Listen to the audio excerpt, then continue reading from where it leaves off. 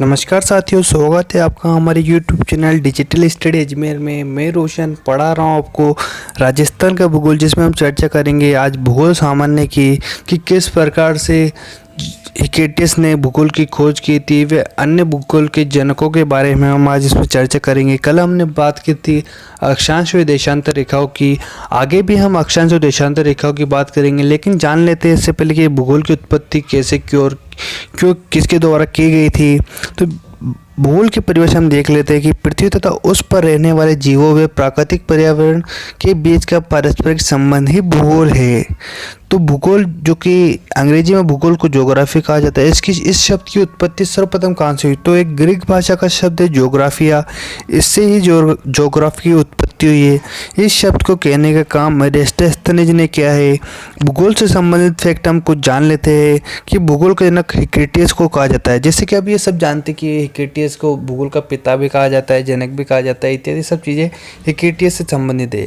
तो ये क्वेश्चन क्या बहुत पुराना हो चुका है। अब जो क्वेश्चन बनेंगे वो नए प्रकार से बनेंगे, जैसे गणितीय भूगोल का जनक कौन है, इस प्रकार के क्वेश्चंस हमें आने वाले एग्जाम्स में देखने को मिलेंगे। तो मैं उसी प्रकार के क्वेश्चंस लेके आया हूँ, तो आप हमारे साथ जुड़े रहे और देखिए।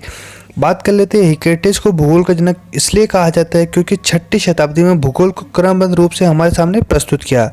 इससे पहले भूगोल था, लेकिन वे टुकड़ों के रूप में था। जो क्रमबद्ध रूप में लाने का श्रेय है वे हिकेटियस को ही दिया जाता है। व्यवस्थित भूगोल का जनक एरिस्टोस्थेनेज को पृथ्वी का सर्वप्रथम मानचित्र किसने बनाया? तो वे एरिस्टोस्थेनेज द्वारा बनाया गया। बात कर लेते हैं चौथे फैक्ट की कि भूगोल शब्द का सर्वप्रथम प्रयोग एरिस्टोस्थेनेज द्वारा। पृथ्वी की परिधि सर्वप्रथम मापने का कार्य एरिस्टोस्थेनेज द्वारा। विश्व मानचित्र के निर्माता एनेक्सिमेंडर। पृथ्वी की परिधि, इसकी गणना पृथ्वी के बाहर से पृथ्वी का चक्कर लगाकर की जाती है। जो पृथ्वी है उसके बाहर से उसकी परिधि को मापा जाता है, और जो व्यास होता है वो पृथ्वी के अंदर से मापा जाता है। इन दोनों में डिफरेंस है। अब जो पृथ्वी की ध्रुवीय परिधि है वह 40,008, और जो भूमध्य रेखीय परिधि है वह 40,075। तो भूमध्य परिधि सर्वाधिक है। जो पृथ्वी का व्यास है इसकी गणना में परिधि की विपरीत की जाती है, अर्थात पृथ्वी के अंदर से ध्रुव एवं भूमध्य रेखा से एक स्थान से दूसरे स्थान पर जाना होता है। जैसे चलकर नहीं जाते अपन, किसी प्रकार से जाते, लेकिन एक स्थान से दूसरे स्थान पर जाना उस जगह का व्यास निकलता है। तो ध्रुवीय व्यास क्या है? तो 12,714। भूमध्य व्यास 12,756। अब ये व्यास भी पुराना हो चुका है और परिधि पुरानी हो चुकी है। तो ये जो मैंने आपको बताया ये है किलोमीटर में। अब जो आपसे पूछा जा सकता है वो होगा मील में, कि ध्रुवीय व्यास मील में बताइए। तो मैंने आगे उस हिसाब से ओरिएंटेड क्वेश्चंस रखा है, जिसमें आप देखेंगे कि मील में कितना होगा। बात कर लेते हैं पृथ्वी की वास्तविक आकृति की। वास्तविक आकृति पृथ्वी की 5 बताई गई है: लक्षाप, जियायड, नारंगी, पृथ्व्याकार, भूआब। ये पृथ्वी की आकृतियाँ बताई गई है। बात कर लेते हैं प्रश्नोत्तरी की। तो प्रश्न नंबर 1, एरिस्टोस्थेनेज ने अपने मानचित्र में स्थलीय भाग को किस नाम से प्रस्तुत किया है? विकल्प में है पेंजिया, पेथलाया, जसपीरियडस, भूआब।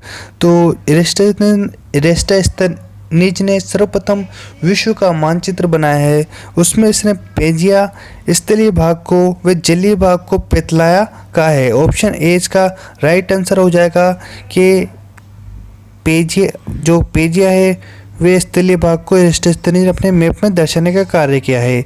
आप देख सकते हैं ये वाला भाग और ये वाला भाग बिल्कुल राइट हो जाएगा। अब बात कर लेते हैं प्रश्न नंबर 2 की।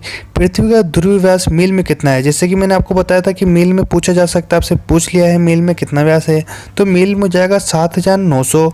वही अगर ये ध्रुवीय व्यास है, अगर भूमध्य व्यास पूछे तो ये हो जाएगा इतना व्यास हो जाएगा 7,927 से भूमध्य व्यास हो जाएगा। प्रश्न नंबर 3 की बात कर लेते हैं। हिकेटियस की पुस्तक जसपीरियडस हिकेटियस की पुस्तक है का हिंदी अनुवाद क्या है? तो हिंदी अनुवाद हो जाएगा पृथ्वी का वर्णन।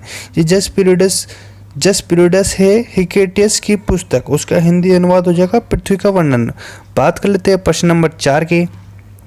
सर्वप्रथम पृथ्वी की आकृति गोल किसने बताई है? तो सर्वप्रथम पृथ्वी की आकृति गोल बताने वाले व्यक्ति थे अरस्तु ने अपने पुस्तक का नाम जरूर याद रखिएगा, ऑन दी हेवन में पृथ्वी की आकृति सर्वप्रथम गोल बताई है। बात कर लेते हैं प्रश्न नंबर 5 की। वर्तमान भूगोल का जनक किसे कहा जाता है या किसे कहा गया है? तो अलेक्जेंडर वन हम्बोल्ट। जैसे कि मैंने आपको बताया कि जो कि एरिस्टोस्थेनेज या हिकेटिस है, इनसे बहुत सारे क्वेश्चंस पहले ही पूछ चुके हैं एग्ज़ाम्स में। तो जो आने वाले एग्ज़ाम्स है इनमें हिकेटियस, एरिस्टोस्थेनेज इनको ना पूछकर भूगोल में डिटेल में पूछा जा सकता है। तो आप ये जो कि वर्तमान भूगोल, व्यवस्थित भूगोल, इनके जो जनक है इन्हें ज़रूर याद रखिए।